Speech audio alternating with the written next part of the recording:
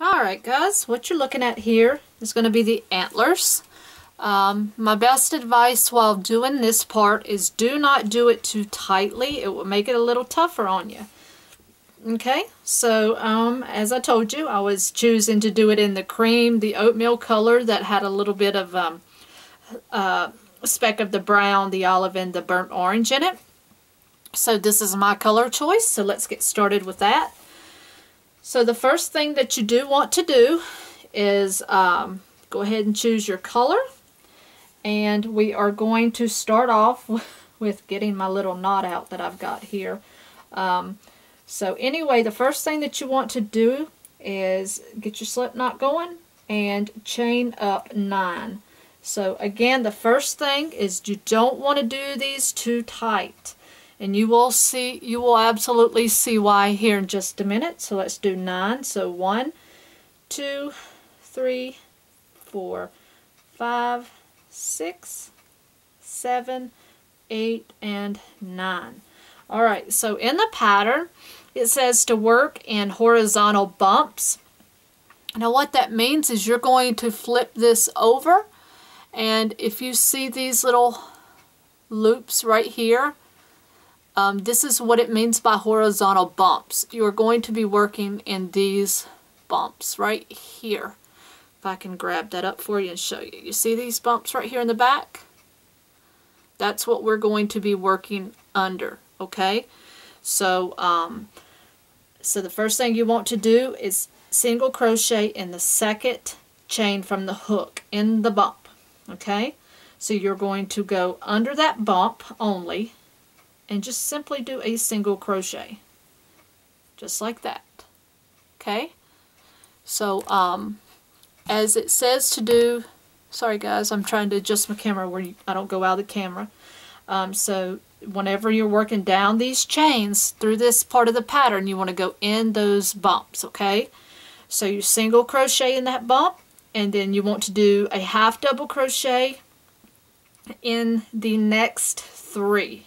Okay, so you're going to half double crochet and go under that next bump, and you're going to do 3 of those in a row. So there's 1, just the bump, not anything else. There's 2, and there's 3. And take your time because it does take a little time to do these. And now you want to do a single crochet in each of the next 4. So this was my point of saying do your chaining loosely. So 1, 2, 3, and 4. Okay? Now, row 2, you want to turn this, and when you're doing your slip stitch in here, you want to also do that loosely. So chain up 1, and you're going to do slip stitching in the first 5. So in this first one, you want to slip stitch. So 1, 2, 3, 4, and 5. All right. Now what you want to do here is chain 8, and again chain loosely. 1, 2, 3, 4, 5, 6, 7, and 8. And be careful not to get yourself, don't let this twist up on you, go this way and that way, because it will get confusing. Alright, so what I do is just hold mine in my hand like that, because now you're going to start working down this strand in these bumps. So now what I want you to do is you're going to do a single crochet into the second bump, and it's kind of hard to get it started, so just take your time. Alright, and then you're going to do 1 half double crochet into the next 6 bumps only, not stitches. Just that loop in the back. So 1, and you're doing half double crochets here. And don't get that back loop, just the bumps. 2, 3,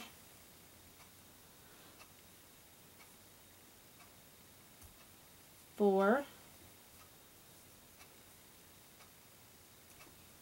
5, and 6. Okay, so once you've done that, now you're going to single crochet in each of those 5 slip stitches that you just did. Okay, so the 5 slip stitches that you just did, which were right here, which is why I told you don't get it turned around.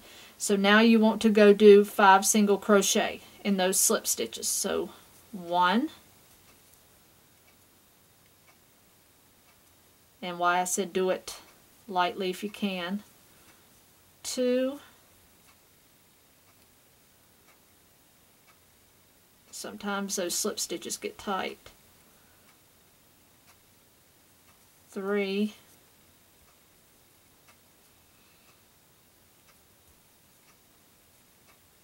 'I don't think I got all that one,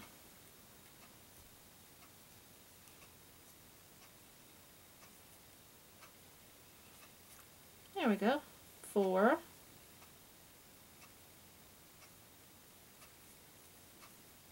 and then the last one is 5. Okay, so there's the first part of our antler. Now you're going to turn, you're going to chain 1, and we're going to repeat the process. So row 3, you're going to slip stitch in each of the first 7. So again, 1, 2, 3, 4, 5, 6, 7. And it'll be the same process, it's just going to have different numbers, but you will be doing the same type thing. Now what you're going to do is chain 8. 1, 2, 3, 4, 5, 6, 7, and 8. And now you're going to be working back down underneath your bumps again. So you're going to go do a single crochet under the second from the chain, and then you're going to do a half double crochet under the next 6 bumps. So 1, 2, 3,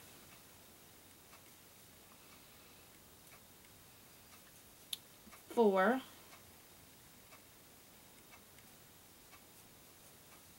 5, and 6. Alright, and now what you're going to do is you're going to do a single crochet in each of these 7 slip stitches. So now 1,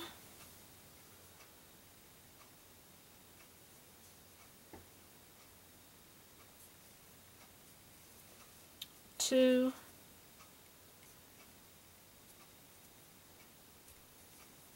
3,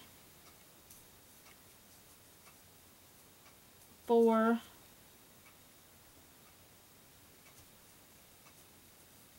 5, 6, and the last one, which is 7. Okay? And now row 4, you're going to turn, you're going to chain up 1, and now we are going to do a slip stitch into the first 5. So 1, 2, 3, 4, and 5. Here you're going to chain 6. 1, 2, 3, 4, 5, and 6. Alright, now we're back at the bumps again. You're going to single crochet under the second from the chain, and then you're going to do a half double under the next 4 bumps,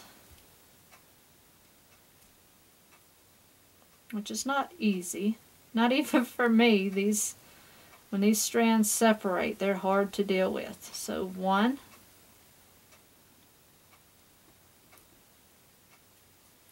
2, 3, and 4. Alright, and now what you're going to do is you're going to, let's see, single crochet into the 5 slip stitches. So get my hook in there. So 1, 2, 3, 4, and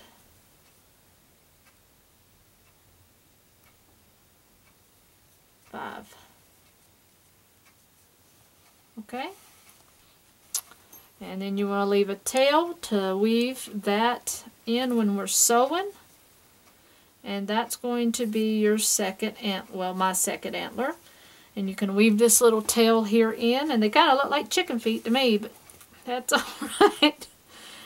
They will work as antlers. Chicken feet, chicken feet. Anyway, so these will be the antlers. We have the ears, and we now have the nose.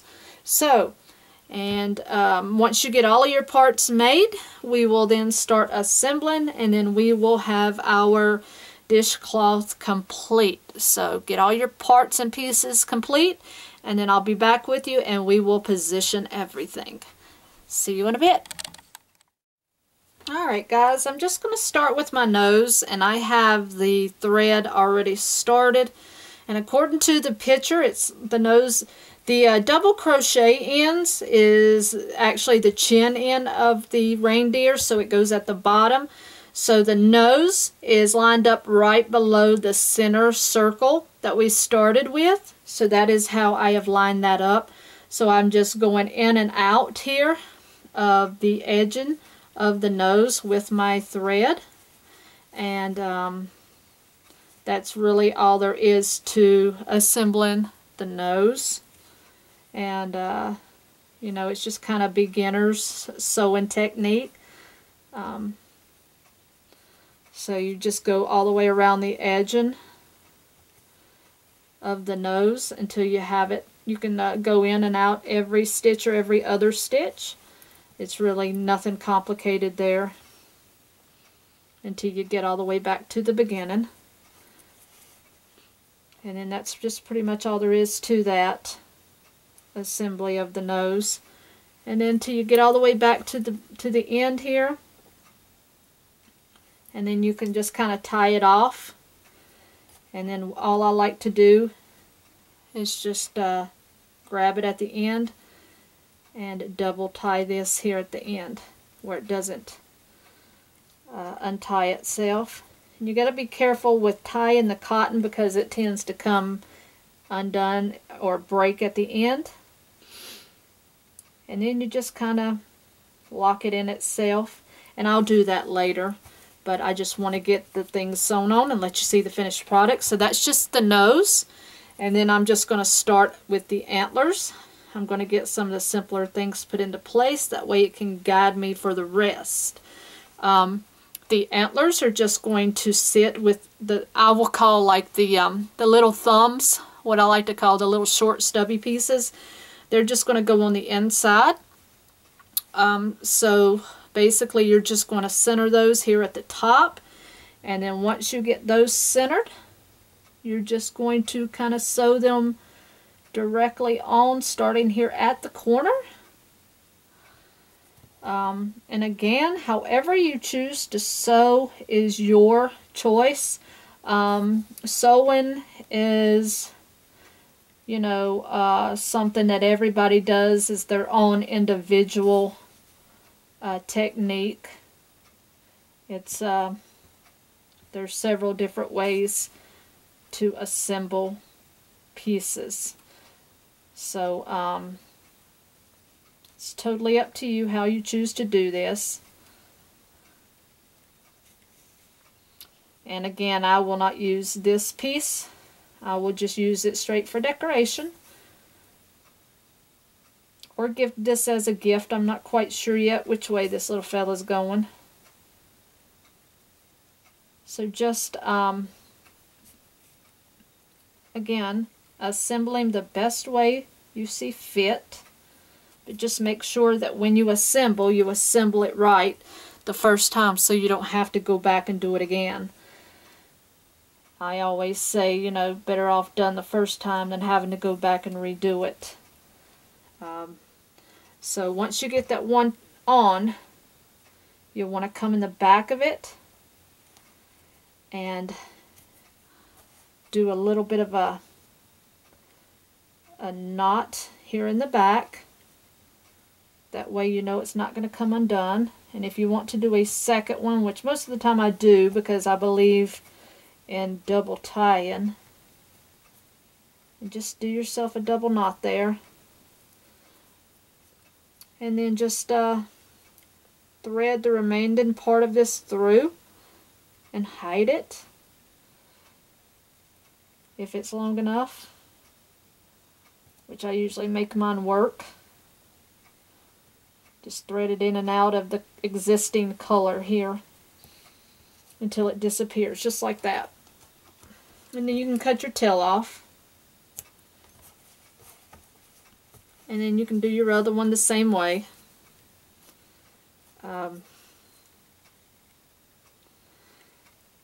It's never been one of my favorite things to do is to sew pieces together, I guess.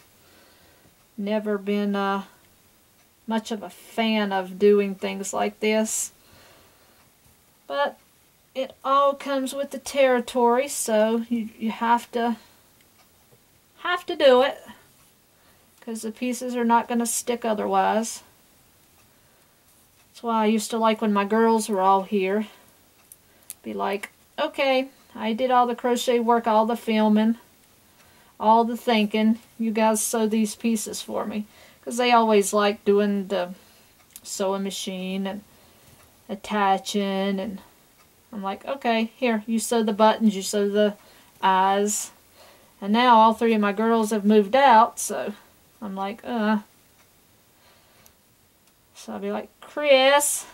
And he's busy doing hooks, so I'm like, oh well, might as well get used to it. So you just grin and bear it.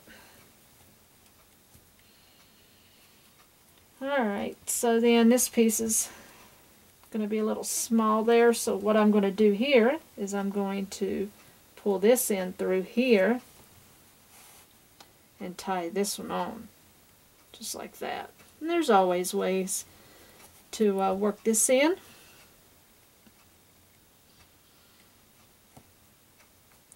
Oops. Now I'm just going to turn this one over and pull this one through the back side.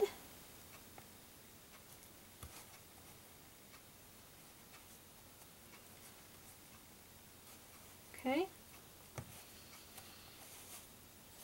And then, like I said, you can just weave it. You can do all your weaving.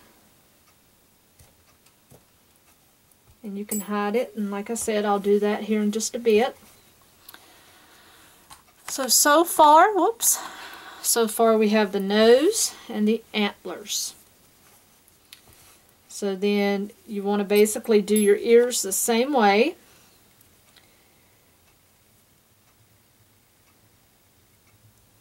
So the ears, according to the picture, the ears are about like this.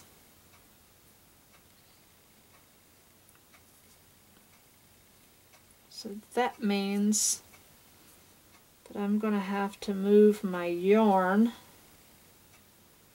over this way so I can weave it in, which means I'm going to have to go across the back and put my finishing yarn over to this way.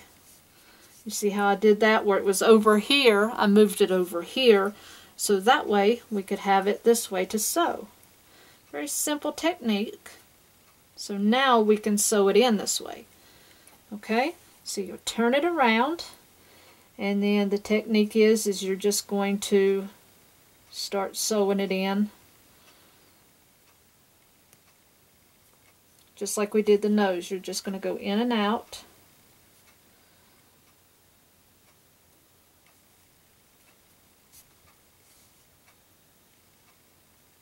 In and out, in and out. And the color, you know, it matches, so your stitches, you know, as long as you keep them relatively consistent, your stitches will be invisible.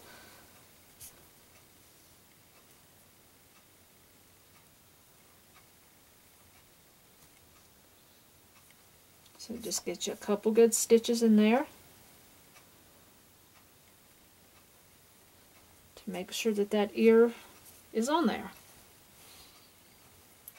And once that ear is on there, you might want to come to the back here and come through to the other side here. Make sure that they're good and clingy back here too. Come through the back. And like I say, people, you know, you sew differently. So again, just whatever way best suits you. There's several different ways to do these techniques.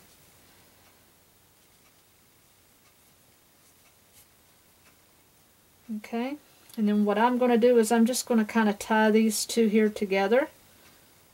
Nope, not yet. I'm going to bring this one over a bit.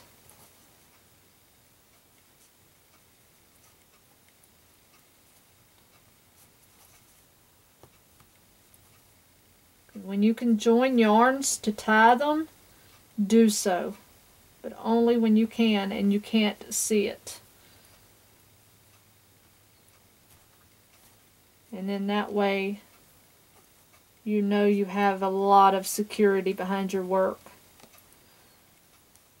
And then you can hide that.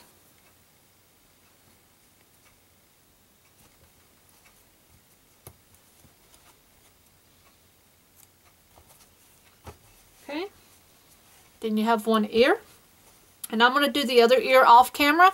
And then when we come back, we'll do the mouth and we'll do the eyes, and then we'll be complete. Alright guys, we are back. I've got everything assembled. So I started making my eyes, and all I simply done was got my thread and my needle, and I used a tan, and all I did was just start going in the bottom stitch.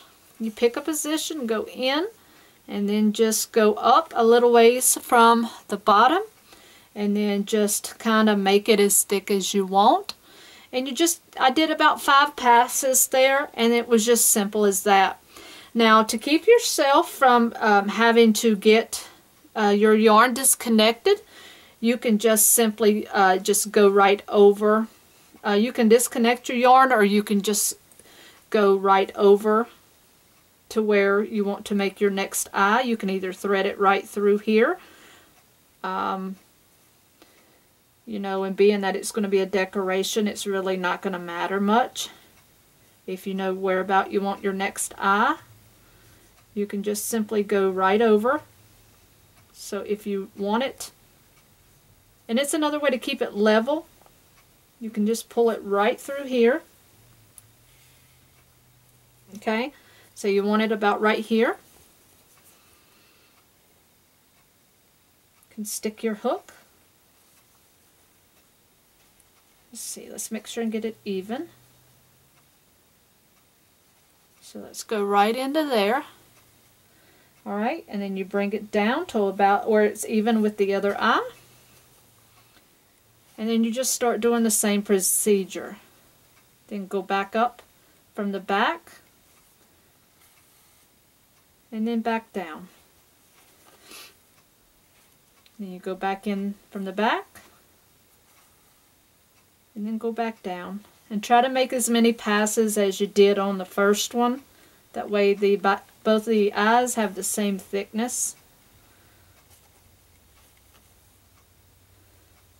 Okay. They're not going to be perfect, so don't expect that out of eyes. Okay? So that's really all there is to it. So see, it's a lot cleaner than it really, you know, most time ends up being. So just thread yourself a little knot there and close that up real good. You can knot it one more time if you feel like doing that. Okay, and then just roll that underneath there, and then you'll clip that off.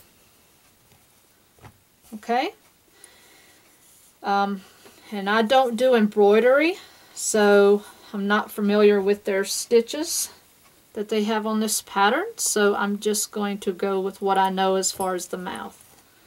So get yourself another piece, thread it, and then you just take your yarn and however you feel comfortable with making your mouth. It's totally up to you. Whatever you feel like doing as far as the mouth goes. You know, you can just go in and out here and there, which is what I usually do with some of my other projects that I add mouths to.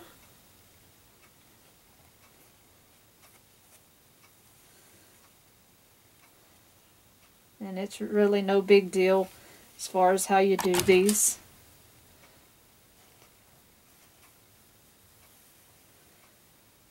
And just make them a little hop, skip, and a jump, a little zigzag mouth. And being that it's in a double crochet down here, it's just a little bit different. So basically you can just go in one double crochet and out one double crochet. And that's how I was just going to do mine.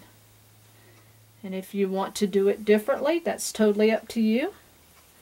And you round, all you do is, if you do it like this, you can round it when you get up here to the corners. And you can have him a little smile.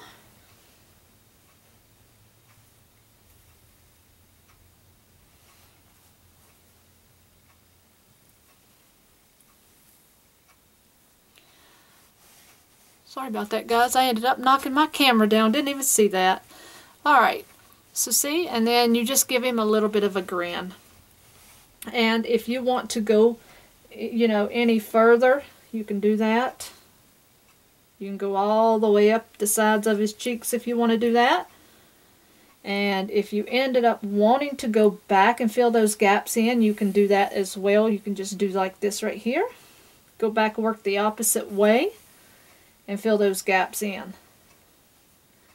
Just go back and work opposite.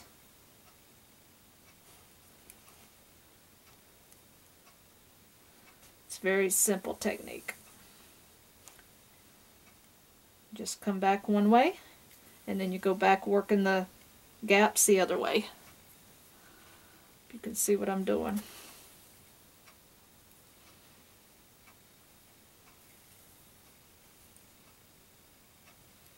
I always manage hitting that camera somehow and don't even realize it. And it's above my head, and that surprises me. Okay. So I'm just going to go all the way over here and finish this part up. And this is just as good as doing embroidery by that part of the pattern, in my opinion. Because my little reindeer's got a nice big grin.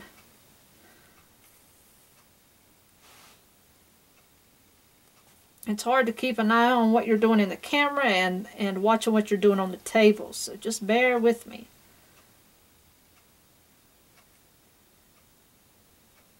So again, things like this, you just use your own judgment and you play around with it and figure out what works best for you. There is no right or wrong to doing your own little perks. Just play around with it and see what works best for you. Now look how happy he looks. I think he looks just beautiful. See his little mouth? And his eyes. He looks happy. Alright, so once you have completed that and you get back to your tie, you can cut some of this loose here. I'm just going to tie those together that way that will definitely not come loose. Tie that 3 times. And then you can weave that in somewhere if you can find a place to weave it in where it won't come through on the front side.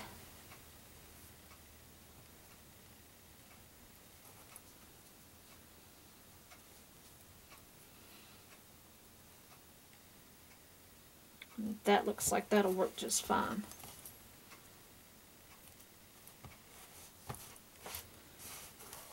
Now, there is my happy reindeer. And I think he looks just happy. What do you guys think? So this is your reindeer dishcloth. Or you can use him as a trivet, you can use him as a pot holder, or just a happy little decoration for the holidays. Well, he makes me happy. So this is your reindeer dishcloth. And again, he is by Lily Sugar and Cream off of yarnspirations.com. And it's called the Reindeer Dishcloth. So I hope you guys enjoyed this tutorial. And I wish you guys a Merry Christmas. And I hope you enjoyed it. And until the next tutorial, guys, happy hooking.